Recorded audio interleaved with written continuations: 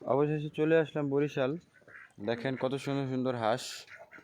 সকালে আমিও বের হয়েছি ঘোরার জন্য, আর হাঁসেরাও ঘোরার জন্য বের হয়েছে। ওইখানে এক ঝাঁক হাঁস রয়েছে, আমি আপনাদেরকে দেখাচ্ছি। একটু ওয়েট করলে দেখতে পারবেন। দেখেন কত সুন্দর সুন্দর হাঁস। এরা হচ্ছে পানির সাথে খেলা করছে, আর আমার মনের মধ্যে হচ্ছে আনন্দ বাড়িয়ে দিচ্ছে যে আমাকেও নামতে বলছে। তবে আমি নামবো না, আমি জানি যে পানির মধ্যে হচ্ছে বিপজ্জনক প্রাণী রয়েছে। বিপজ্জনক প্রাণী রয়েছে? হ্যাঁ, এমনি তো আমি সাঁতার কম জানি, তা জানি না বললেই চলে। তার মধ্যে কত বড় এটা গাছ। এই গাছ থেকে কিন্তু পোলাপাইন এনে লাভ দেয়, জানো? গোসল করা নেই। তাই? হ্যাঁ, গাছের উপরেটা দেখাও কত বড় গাছ।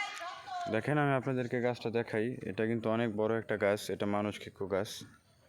গাছটা কিন্তু মানুষ খেয়ে ফেলতে পারে। আপনারা কেউ যদি বরিশাল কখনো এই জায়গায় আসেন, এই গাছে কিন্তু কখনো উঠবেন না। এটা বিপজ্জনক গাছ। আমি আবার দেখিয়ে দিচ্ছি। আর এগুলোর যে হাঁসের কথা বললাম না, এগুলো কিন্তু আসলে হাঁস না। এরা হচ্ছে অনেক ডেঞ্জারাস, বিপজ্জনক একটা প্রাণী, যারা আসলে মানুষ খেয়ে ফেলে।